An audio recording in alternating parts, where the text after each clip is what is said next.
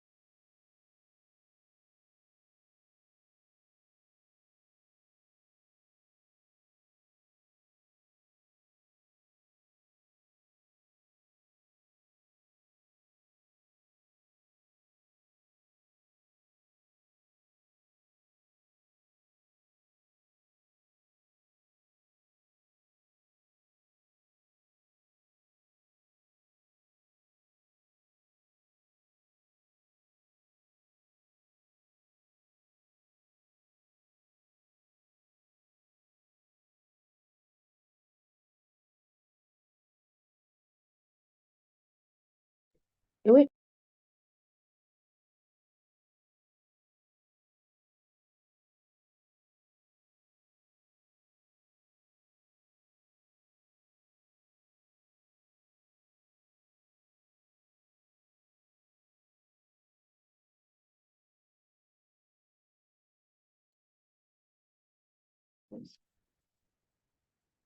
Boa tarde a todos os participantes, em especial à direção do Hospital Américo Boa Vida, nosso diretor, Dr. Mário Fernandes, diretor clínico, Dr. Cordeiro Alves, a nossa pedagógica, doutora Jacinta, a nossa enfermeira Leia.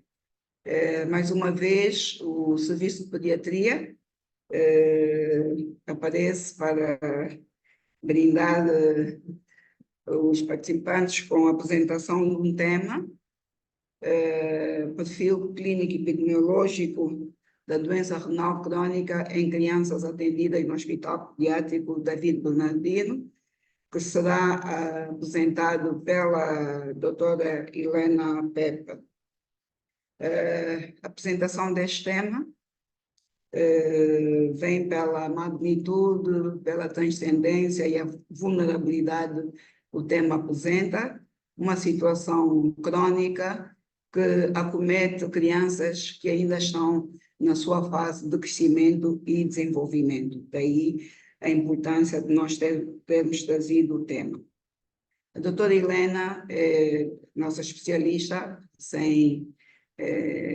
formada portanto, como especialista, foi interna do Serviço de Pediatria por cerca de 7 anos e na parte final do seu internato, visto que nós não temos todas as valências aqui no Hospital Américo Boa Vida, teve que concluir o seu internato no Hospital Pediátrico, local onde ela teve contato com essa população pediátrica e acredito que ela apaixonou-se, gostou, pelo menos, da atividade que desenvolveu, encontrou uma equipa excelente de trabalho no Hospital Pediátrico e daí a colega resolveu avançar para esse trabalho de pesquisa. Portanto, para a elaboração do trabalho, foram cumpridas todas as etapas, todos os pressupostos legais para a pesquisa portanto, em humanos. Para além da doutora Helena, temos também aqui a nossa enfermeira Florença Vicente, que trabalha também no serviço de pediatria já há muitos anos, cerca de 7 anos, com uma longa experiência em pediatria e na atenção em doentes com doença renal, quer seja aguda como crônica, e também em pacientes com patologia urológica. Então, não havia melhor pessoa do que a enfermeira Florença para coadjuvar aqui a nossa abordagem. Então, doutora Helena, tem a palavra. Obrigada, professora. Vamos falar sobre o perfil epidemiológico dos pacientes com doença renal crônica atendidos no Hospital Pediátrico David Bernardino no período de 2019 a 2022. Esse é o nosso sumário. Dizer que a doença renal crônica é a perda progressiva da função renal com alteração estrutural ou funcional ou a diminuição da taxa de filtração glomerular num valor inferior a 60 ml por minuto de 1,73 metros de superfície corporal por um período superior a 3 meses. De dizer que a doença renal crônica é uma doença desse milénio e pode ser causada por alterações próprias do rim ou por um acometimento sistêmico. Não está avançando.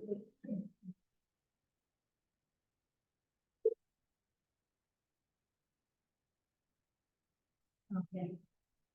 Os principais fatores, as principais causas da doença estão representadas pelas caputas, que são anomalias congênitas do rins e das vias urinárias, correspondente em 49% dos casos, síndrome nefrótico correspondente em 10% dos casos e a glomerulonefrite crônica a 8%.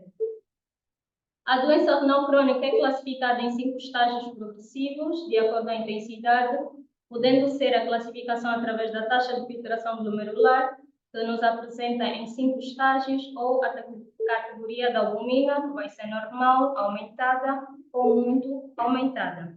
Como objetivo desse trabalho é identificar o perfil clínico epidemiológico dos pacientes com doença renal crônica em regime de hemodiálise no Hospital Pediátrico David Bernardino, no período de agosto a dezembro de 2022, como objetivo específico caracterizar os pacientes segundo os dados demográficos, idade, sexo e proveniência e descrever a apresentação clínica, a etiologia, a adequação de diálise, o tipo de acesso e o tratamento. Então, assim, trouxemos os resultados da nossa pesquisa, onde a tabela número 1 vai descrever a distribuição dos pacientes segundo a faixa etária e sexo no serviço de hemodiálise do Hospital Pediátrico no período de agosto de 2019 a dezembro de 2022, onde podemos constatar que o sexo mais predominante foi o sexo feminino, correspondendo a 60% dos casos, que vai de acordo com estudos feitos por Passona em 2014, e a faixa etária mais acometida é a faixa etária dos 10 aos 14 anos de idade, com uma média de 10 anos. Com relação à distribuição segundo a proveniência, podemos ver que o município que teve mais fluxo é o município de Viana, correspondendo a 24% dos pacientes. Esse valor deve-se ao facto de Viana ser o município mais populoso da província de Luanda, motivo pelo qual o maior fluxo. A figura número 1 ilustra a distribuição dos pacientes segundo a proveniência no serviço de hemodiálise no período de agosto de 2019 a dezembro de 2022.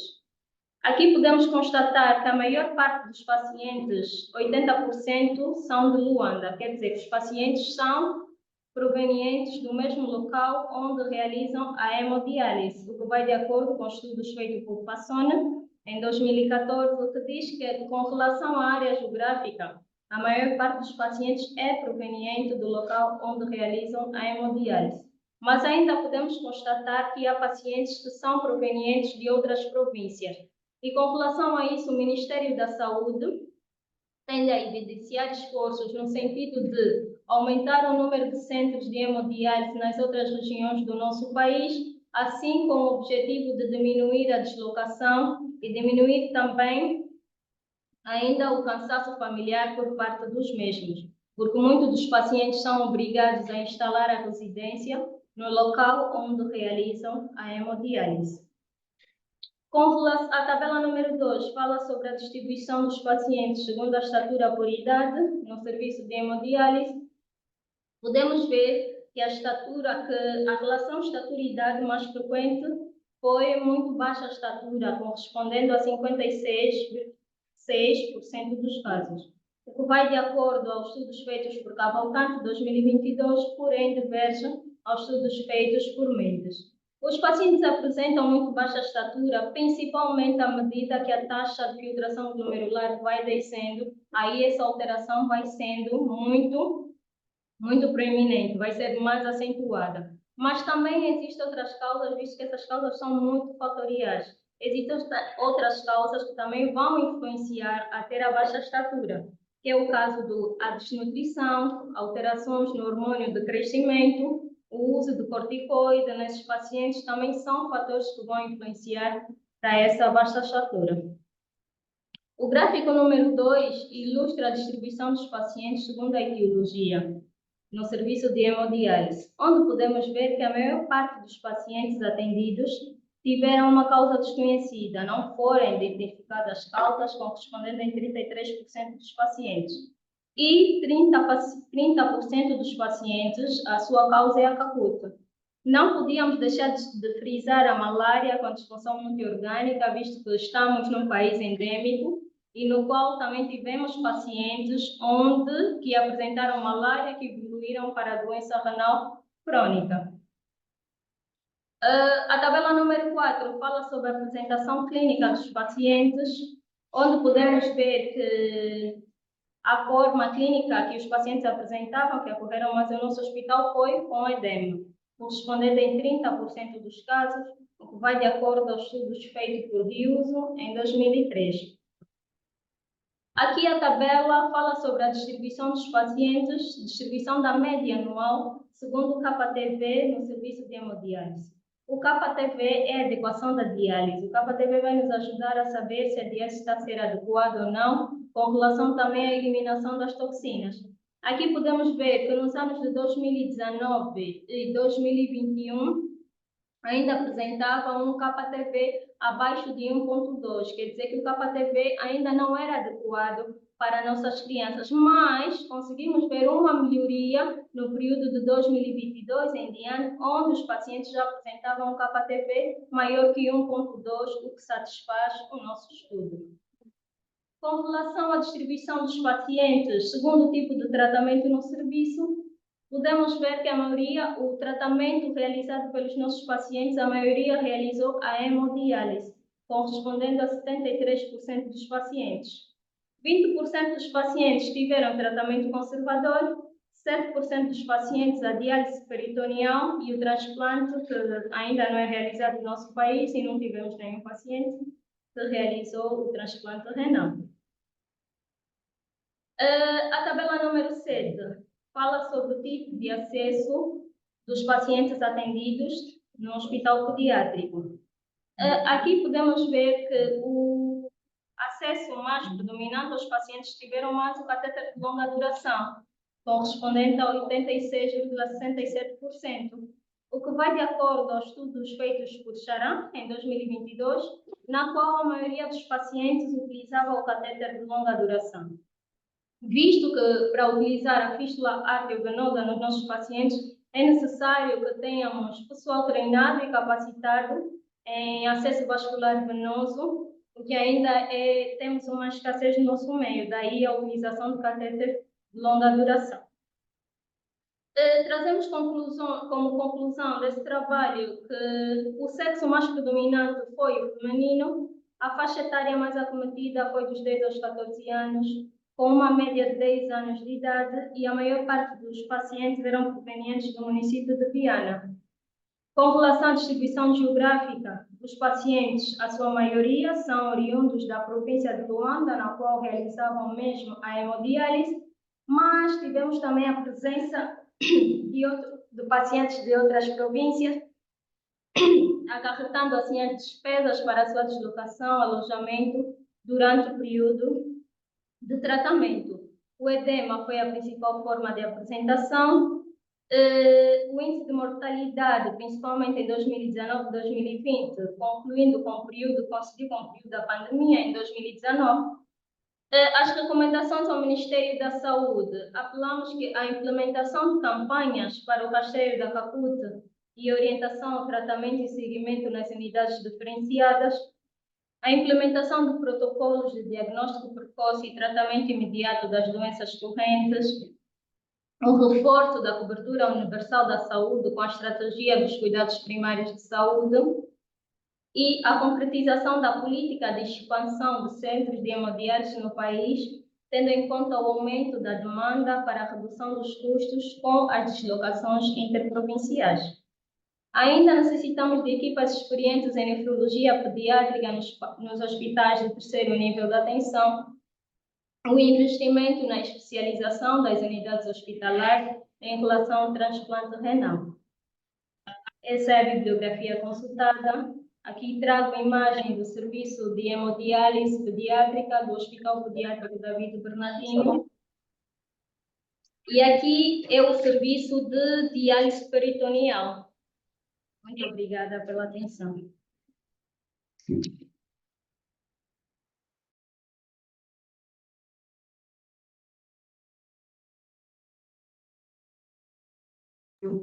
E estender mais uma vez esse trabalho, a qualidade de trabalho para o serviço de nefrologia do Hospital Pediátrico David Bernardino, na pessoa do Dr. Xinga Neca, com quem trabalhamos por cerca de 8 meses, para que esse trabalho chegasse, ou pudesse ter a qualidade que tem. São várias as informações que podemos retirar deste trabalho, como, por exemplo, o excesso de... que a maior parte da população é da província de Luanda, proveniente do município de Viana. A idade média cometida é de 10 anos, mais do sexo feminino, que depois, ao longo da discussão, poderemos então pedir a doutora Helena para que nos justifique qual a razão da maioria do sexo feminino. A mortalidade coincidiu com o período da Covid, 2019, a altura em que foi decretada a pandemia, e os pacientes apresentavam dificuldade no acesso à instituição para cumprir com o seu programa de diálise, levando então a situações de aparecimento já em estadio grave e culminando com a morte.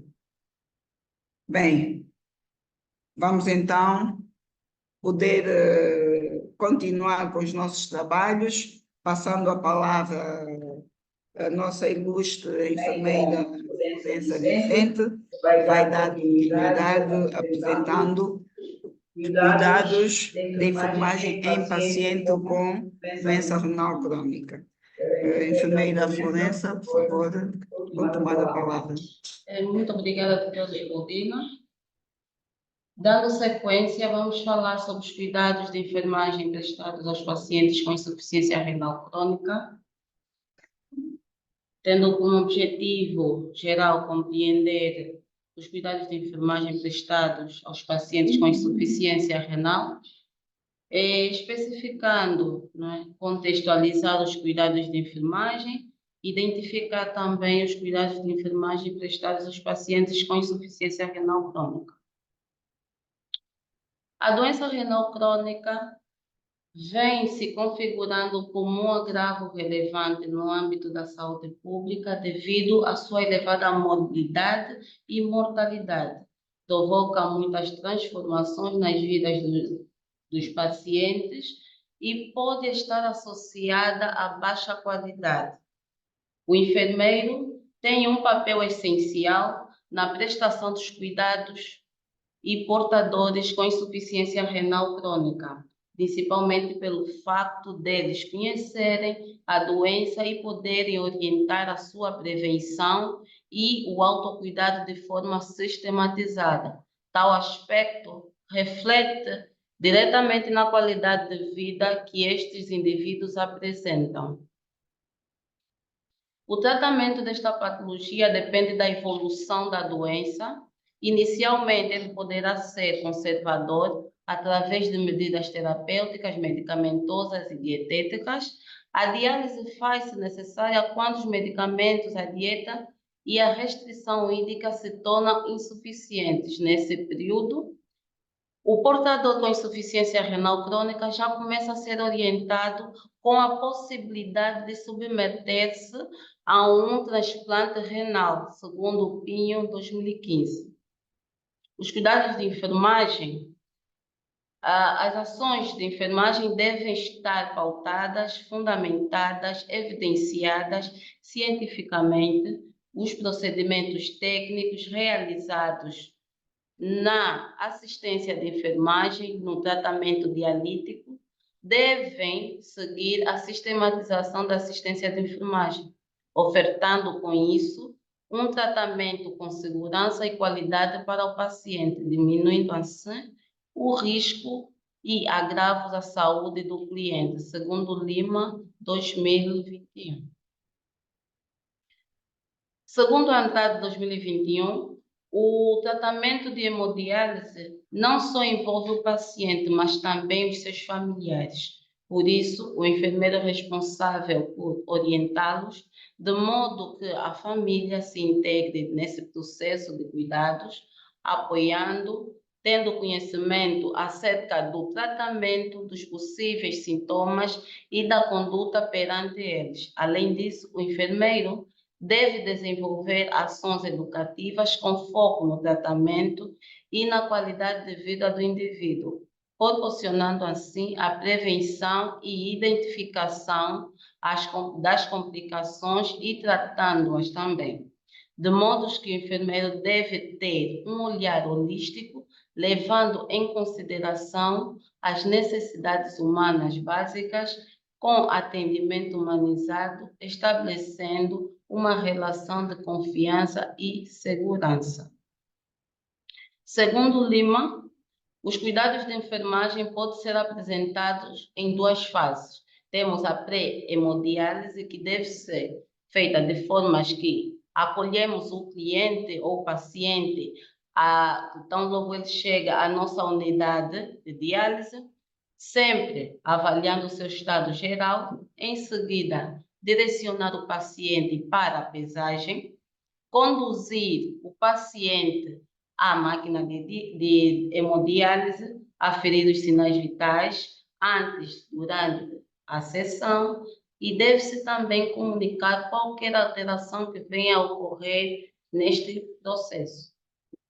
E o período pós-hemodiálise, o enfermeiro deve se atentar aos sinais de sangramento no local da punção venosa, avaliar os sinais vitais, verificar o peso, não permitir que o paciente sintomático deixe a unidade sem atendimento médico, de formas que o enfermeiro deve a cada instante estar atento às ações, e ter em mente que elas devem estar sempre fundamentadas cientificamente.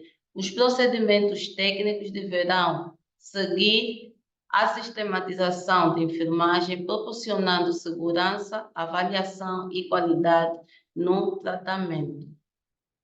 De modo geral, os cuidados de enfermagem incluem prevenção de infecção no catéter venoso, realizar o curativo e orientação quanto à fístula arteriovenosa, verificar o funcionamento da máquina de hemodiálise, fazer a monitorização contínua, realizar a pesagem, identificar sinais de sangramento, dor, desconforto. Em título de considerações finais, a doença renal crônica é considerada um problema de saúde pública em decorrência das complicações e altas taxas de mortalidade. Essa patologia compromete a qualidade de vida, trazendo impactos para a vida pessoal, social, psíquica e ainda mais pelo tratamento que é duradouro, que afeta não só o paciente, mas também a família. O paciente submetido ao tratamento de hemodiálise necessita de cuidados humanizados, sendo uma importante técnica utilizada pelo enfermeiro, estabelecendo assim um relacionamento interpessoal enfermeiro e paciente, favorecendo a adesão e compreensão das mudanças estabelecidas pela doença, contribuindo para uma melhor qualidade de vida e para o autocuidado. Estas são as nossas referências bibliográficas. E muito obrigada.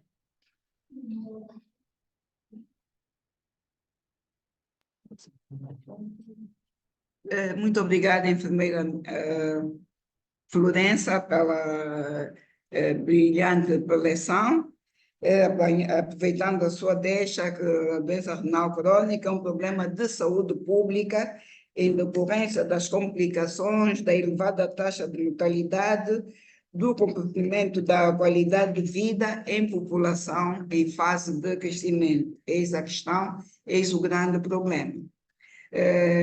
Terminamos assim as nossas coleções, vamos então abrir a fase de contribuições por parte dos participantes.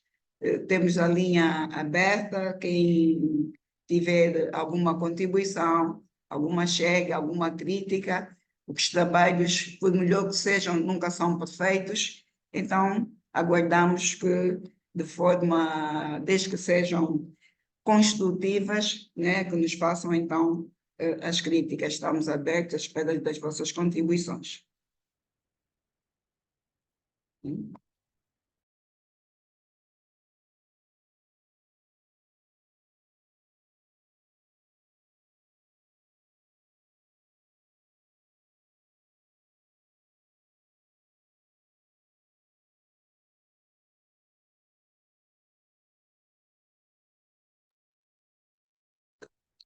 Senhor Cláudio, muito obrigada pela sua participação.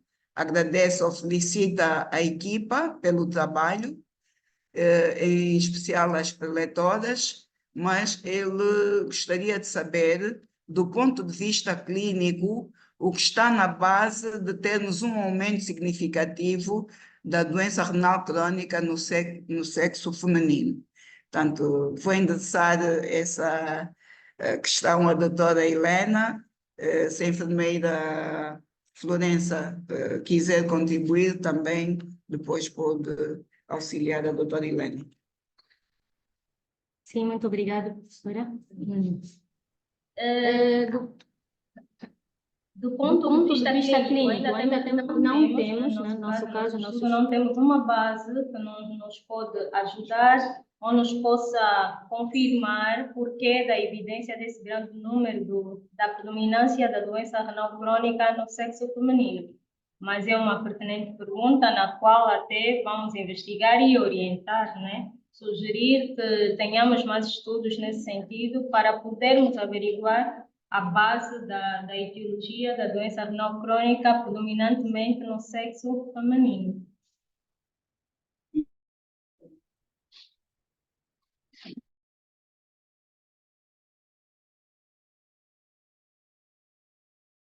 Tem ainda nenhuma justificação, mas podemos aventar, uma vez que, em termos demográficos, a população angolana, a sua maior parte é constituída pelo sexo feminino.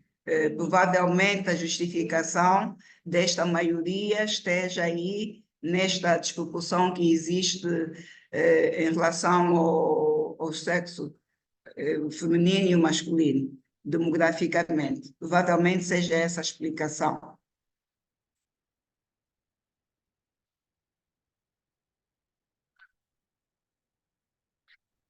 Não, mas...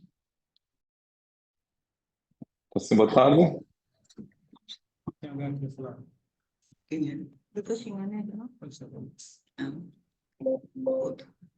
Sim, doutor Xinganeca pode contribuir. Melhor do que Olá. do doutor, acho que não há mais ninguém que nos possa auxiliar Então, aguardamos Muito, pela muito. sua contribuição. Sim. Olá, boa tarde. Desculpa por me juntar muito tarde à reunião. Eu acho que perdi a apresentação da doutora Helena, mas sabendo do trabalho que ela apresentou na defesa da tese, então estou dentro do assunto. E muito obrigado pelo convite desde já. Na verdade, esta questão da predominância da doença renal crônica na população pediátrica feminino versus masculino, no trabalho da doutora Helena, ela tem um viés muito grande, tem um viés, tá? Porque, historicamente, do ponto de vista epidemiológico mundial, a principal causa de doença renal crônica na população pediátrica são são as anomalias congênitas de vias urinárias, que por sua vez são mais frequentes na população, no sexo masculino, na verdade. Entretanto, no trabalho da doutora Helena, vimos que a anomalias congênitas dos rins corresponde apenas à segunda causa de doença renal crônica, na verdade. Mas tem um grande grupo, que são as causas desconhecidas, não é? Que se nós formos desmistificando aquelas causas desconhecidas, eventualmente, aí aparecem muito mais casos de CACUT, né? De CACUT. Com certeza, como é o pendor para o sexo masculino também. Então, se calhar isto aqui está na base deste diferencial do feminino ser maior que o masculino, mas no fundo, na verdade, é que grande parte da causa de doença renal crônica na população pediátrica, mais de 60%, é desconhecida no trabalho, infelizmente. Então, isso pode justificar. Mas já sabe-se de antemão que a CACUT é a principal causa e, por conseguinte, ela comete mais o sexo masculino. Então, espera-se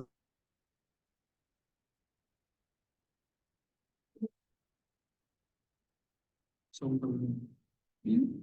Eu estou um problema com mais rapazes. Alô? Sim, Alô? doutor.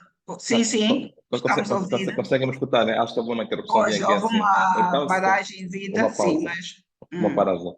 Aham. Então, na verdade, essa é mais ou menos a essência, né? Essa é a essência, o trabalho foi muito bonito, mas infelizmente é o que nós vemos. A maior parte dessas crianças nos chegam já na fase final da doença renal crônica sem nós conseguirmos estabelecermos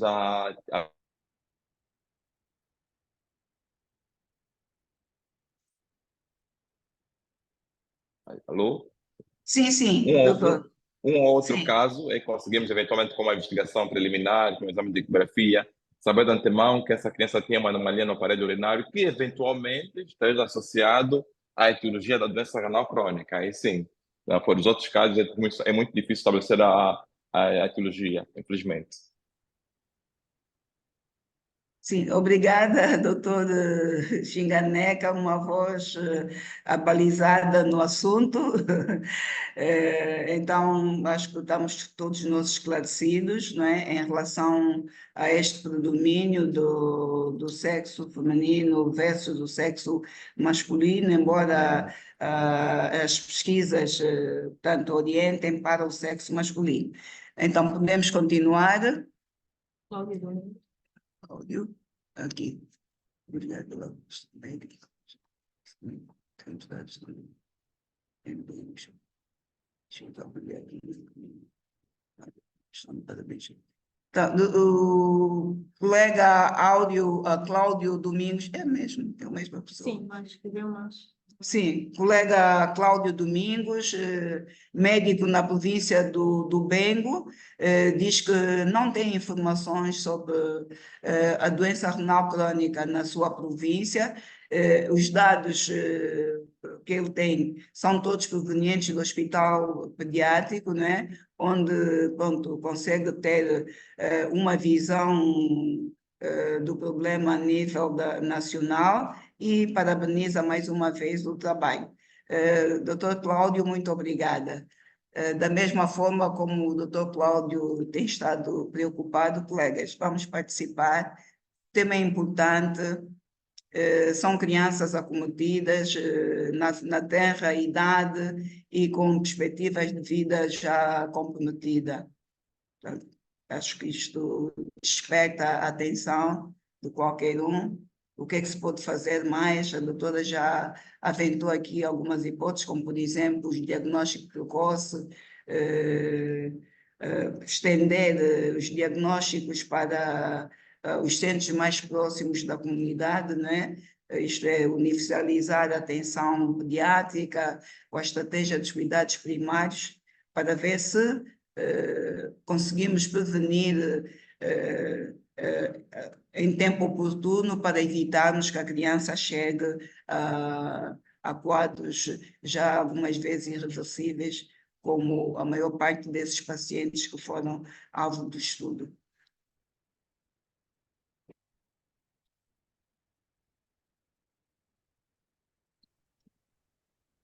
Muito boa tarde. Boa tarde. Ângela Zacarias, meu nome, enfermeira do Hospital Pediátrico do Serviço de Hemodiálise. Sim. Venho por este meio para organizar as colegas pela brilhante apresentação Sim, sim. e, aproveitando, dar um meu contributo por parte de enfermagem, né, tentar chamar mais atenção, visto que o banco de urgência é a entrada de todas as patologias, né? É o lugar onde devemos ter muito mais atenção a doentes que acometem esse tipo de patologia, ou antes de irem para as suas referidas enfermarias, né? Principalmente os doentes crônicos, quando agudizam, devemos levar em conta sempre o balanço hídrico, né? Temos que ter sempre atenção a isso, a restrição hídrica desses mesmos doentes. Não esquecendo dos sinais vitais dos mesmos, que também contribuem muito. E também devemos levar em conta que quanto melhor for o acesso de diálise, melhor será o tratamento, a eficácia dialítica desses mesmos doentes. Quer dizer que devemos ter um cuidado redobrado com o acesso de diálise desses mesmos doentes, no que concerne a evitar infecções dos catéteres e a fazer uso quando não devem ser usados. Refiro-me ainda ao banco de urgência, porque às vezes são doentes que, quando agudizam, ocorrem um banco de urgência e alguns dos enfermeiros não têm noção que o acesso que ele tem dialítico não deve ser usado para outro tipo de medicação, a não ser o tratamento dialítico que ele faz. Tudo que tinha para contribuir. Obrigada. Obrigada. Agradecemos nós, enfermeira Ângela, pela brilhante contribuição. É uma enfermeira que trabalha na unidade de hemodiálise, portanto, está habituada a lidar com essas crianças, e então é uma voz que deve ser ouvida e reconhecida, né? Reconhecemos o vosso trabalho e agradecemos tanto toda a ajuda, toda a contribuição que tem estado a dar a esta unidade e a nossa equipa de trabalho também. Obrigada.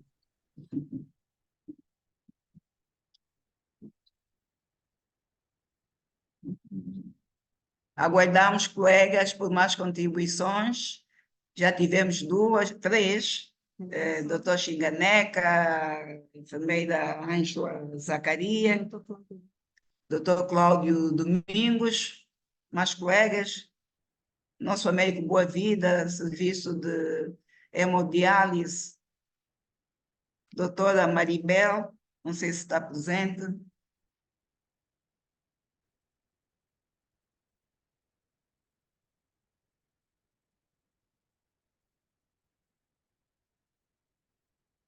Bem, eu gostaria de, já que ninguém coloca nenhuma questão em relação à enfermagem, vou dirigir a minha questão à enfermeira Florença, mas acredito que a enfermeira Ângela também poderá contribuir. Uma vez que são pacientes que têm muitas complicações, e do pouco que nós do trabalho podemos observar que esses pacientes, uma das principais formas de apresentação é o edema. Gostaria de saber, em relação à nutrição, quais são os aspectos que têm observado o cuidado, quais são os cuidados que se deve ter com a alimentação dessas crianças, visto que têm já a sua função renal comprometida e o edema é a forma principal de ocorrência do paciente à urgência ou à unidade de atendimento. Portanto, dirijo para a enfermeira Florença e a enfermeira Ângela também pode contribuir, por favor. Muito obrigada, doutora Lina, pela questão. Uma questão muito pertinente, porque muitos pacientes com insuficiência renal crônica recorrem aos nossos bancos de urgências em função dos edemas que vêm apresentando, não é? Dizer que o tratamento dietético é extremamente importante para o controle deste mesmo paciente. Então, nós partimos sempre, a enfermagem parte sempre do princípio de que deve-se fazer um balanço hídrico deste mesmo paciente, deve-se fazer o controle nutricional deste mesmo paciente, evitando certos alimentos que podem vir a desencadear ou favorecer que haja esses mesmos edemas. A enfermeira Ângela, especialista, pode nos dar mais contributos quanto a essa questão. Enfermeira Ângela, por favor, gostaríamos de ouvir a sua contribuição no aspecto nutricional para essas crianças.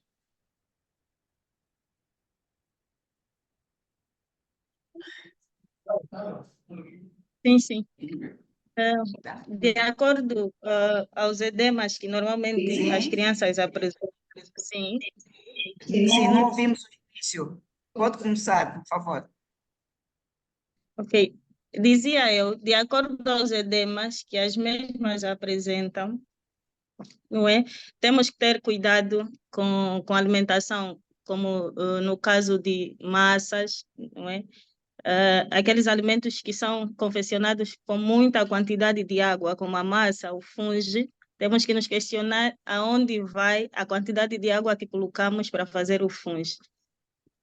Quer dizer que toda aquela água que confeccionamos o fungo ou a massa é absorvível para esses Yeah.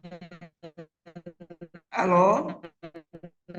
E em relação em relação ao sódio? Sim, devemos ter muito cuidado com o nível alto de sódio, o controle da alimentação, fazer mais uso de alimentos hipossalinos, não é?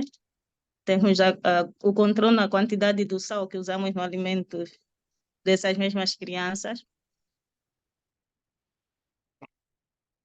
Bem, muito obrigada, enfermeira Ângela. Não sei se há mais alguma questão.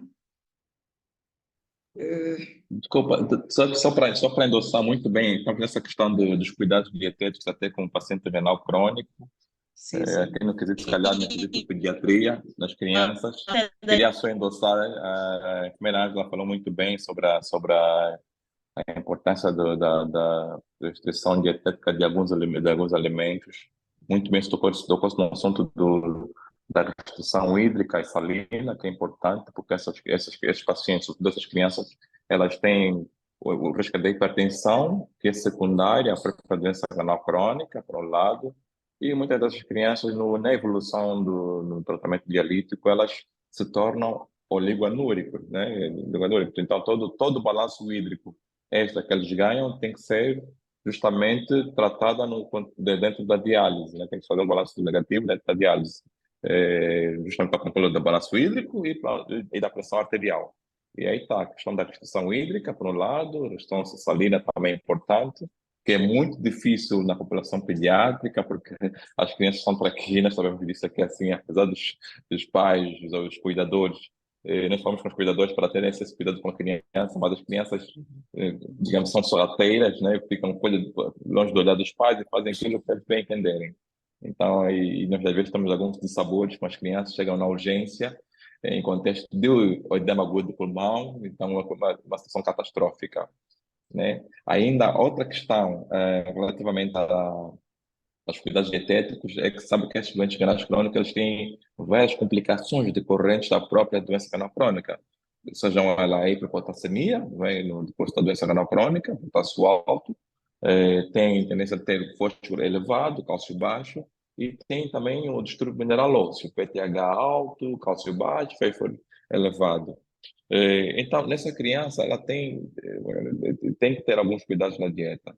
Então, o que se faz é fazer uma questão de fazer restrição de alimentos ricos em fósforo, não é? Justamente para ter um balanço negativo de fósforo no organismo, porque o fósforo está associado ao desgaste do osso acelerado e o hiperparatidismo acelerado.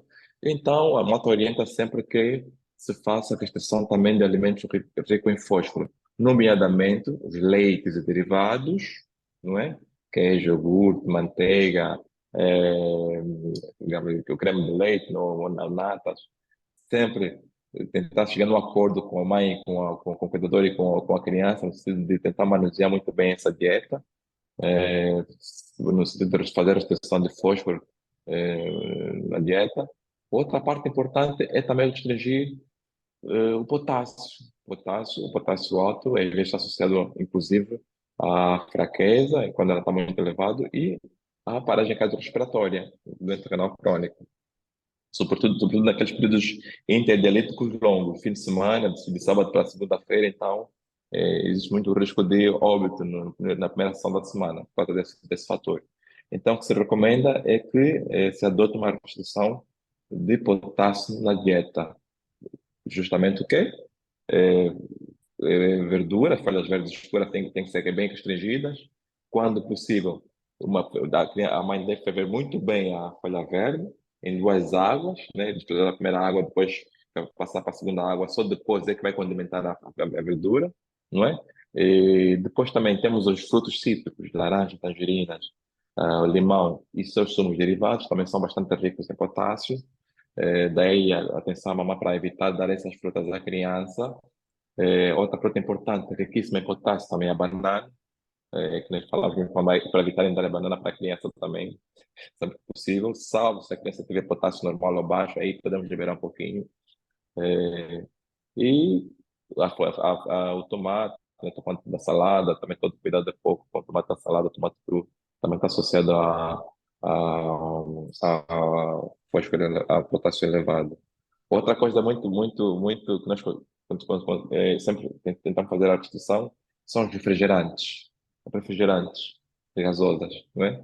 Gasosa é super rico em fósforo, então sempre que pudermos, mamãe evitar dar o refrigerante para a criança, né, nas festinhas, não é? As proteínas, as proteínas das carnes, os peixes também têm outro componente importante de fósforo. E também é outra coisa que tem que fazer restrição. Mas aqui caímos, né, estamos a fazer muita restrição, caímos no risco de desnutrição, tá vendo? Aí caímos no risco de desnutrição, porque tem muita restrição na dieta e se cai no risco de desnutrição. Bom, tem que chegar num bom acordo para tentar, se calhar, liberar um pouquinho mais para a criança, para não ter também desnutrição, que é outro lado da moeda, né? Então, que também está associado a outras complicações. Então, do ponto de vista de restrição de dieta para criança, renal crônica, dialítica, mais ou menos é por ali. É aí que nós temos que trabalhar com os cuidadores, né, no sentido de tentar garantir uma certa qualidade de vida para esses pequenotes. Não sei se ficou mais alguma dúvida que eu possa acrescentar. Sim, sim. Doutora, sim, doutora? Não, terminou, doutor? Sim, sim, doutora, terminei a princípio. Sim. Não, era para agradecer por essa exaustiva contribuição, né? Foi bastante exaustiva e podemos perceber que é bastante complexo trabalhar o aspecto nutricional de uma criança com doença renal crônica. Por tudo isso que o doutor disse, é bastante complexo. Não sei se as mães têm contribuído, uma vez que essas crianças não ficam permanentemente internadas, elas têm o período de ir para casa e voltar de 3 em 3 dias. Não sei se tem-se verificado algum incumprimento ou se há mesmo aquelas mães que até certo ponto cumprem, uma vez que nós também, o doutor falou e muito bem, que a própria dieta pode levar o paciente a um estado de desnutrição e o trabalho mostra-nos que cerca de 56,6% das crianças são desnutridas. Pronto, se calhar daí então, portanto, sendo a desnutrição não primária, mas como secundária decorrente portanto, do estado de doença da própria criança. A doutora Helena gostaria de fazer alguma contribuição? Sim, eu quero contribuir aos colegas, os pediatras, essas consultas, né, visto que o primeiro contato que o paciente terá conosco em pediatria, pelo menos para medirmos a tensão arterial dos pacientes, principalmente naqueles pacientes de 3 anos para cima, visto que a hipertensão não é uma doença frequente nas crianças, porém, nas crianças com nefropatia, sim, é frequente. E naqueles pacientes com idade menos de 3 anos, vai ser medido aos pacientes que apresentem alguma alteração, né? Aqueles que já têm fatores de risco, como prematuridade, o baixo peso ao nascer, aqueles que tenham história familiar, de pacientes que também já tenham doença renal crônica, aí sim poderemos fazer a medição antes dos 3 anos. Mas convém que nas nossas consultas, mesmo de forma rotineira, tenhamos o hábito de fazer a medição da tensão arterial, que pode ser um sinal chamativo da doença renal. Portanto, obrigada, doutora Helena, por essa chamada de atenção. Então, colegas e não só, mesmo os adultos, né, devemos sempre aferir a tensão arterial dos pacientes, né? Isso quer dizer que as nossas unidades têm que ser dotadas de aparelhos esfigomanômetros pediátricos para que possamos, então, fazer a mensuração da tensão arterial, que é um fator importante para confirmarmos ou não a existência de problemas renais. Vamos então dar continuidade. Alguém mais? Doutora Helena quer contribuir? Enfermeira Florença quer... O Dr. Cláudio pergunta como é que tem sido o acompanhamento dos pacientes do ponto de vista multidisciplinar. Será que tem um plano extensivo do ponto de vista psicológico ao membro da família? Dizer que sim. No hospital pediátrico os pacientes têm tido acompanhamento multidisciplinar. Temos a psicóloga que acompanha os pacientes e seus familiares, né, porque não é uma situação fácil de enfrentar, e têm tido o apoio necessário para comatar, né, essa dificuldade, esses déficits que vão apresentando. Sim, tem acompanhamento multidisciplinar. Tá. Doutor Cláudio, não sei se está satisfeito com a resposta dada pela doutora Helena, não é? Mas parece que a preocupação do doutor tem sido já comatada com o apoio, não é?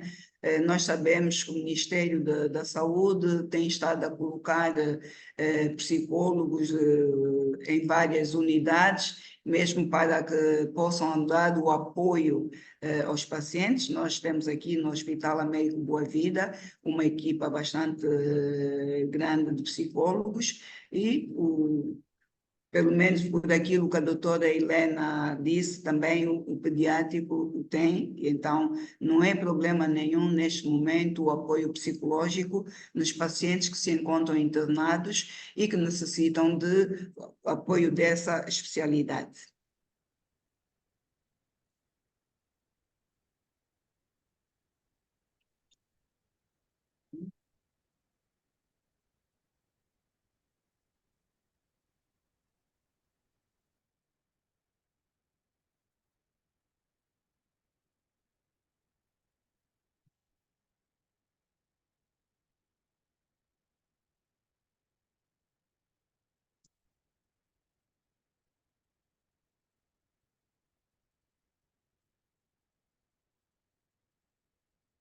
Cláudio, diz que devemos continuar com o trabalho que tem feito no Américo.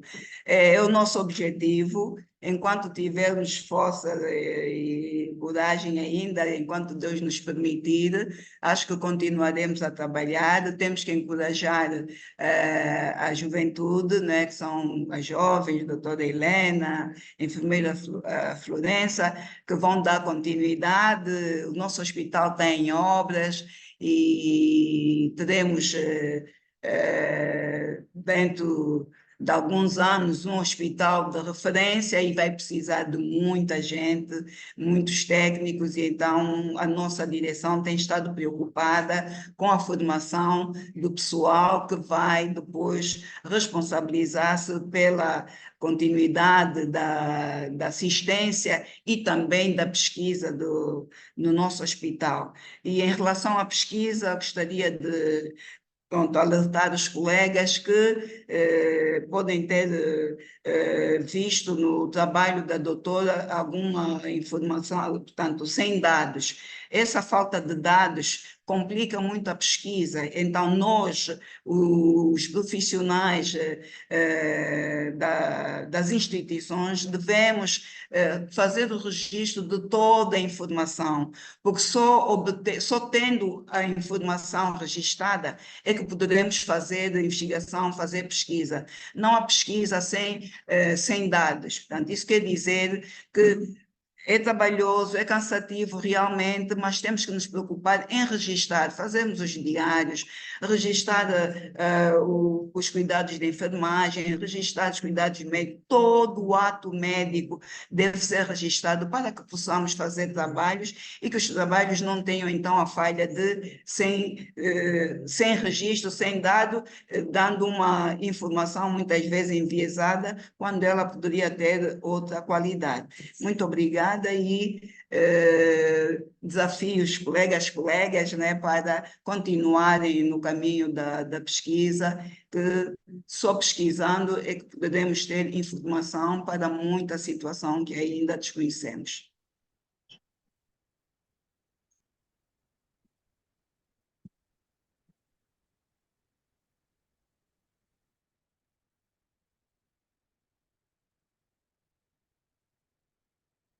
Há mais alguém?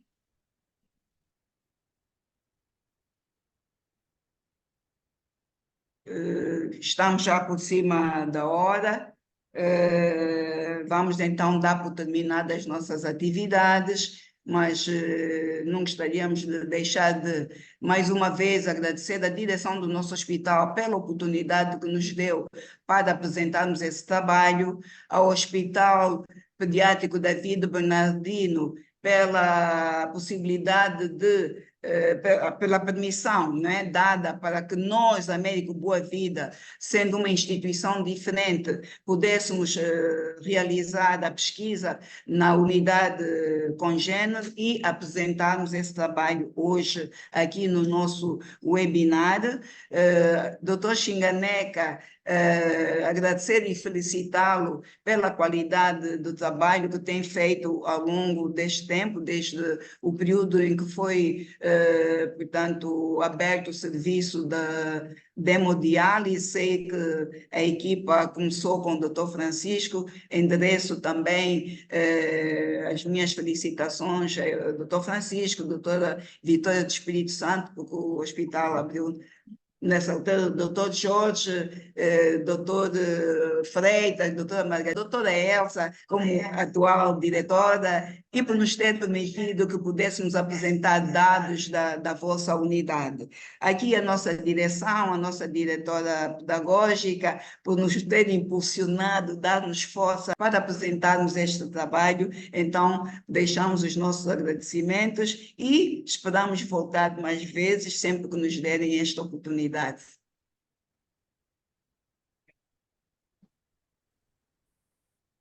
Muito obrigado. Nós também agradecemos, doutora, também agradecemos aí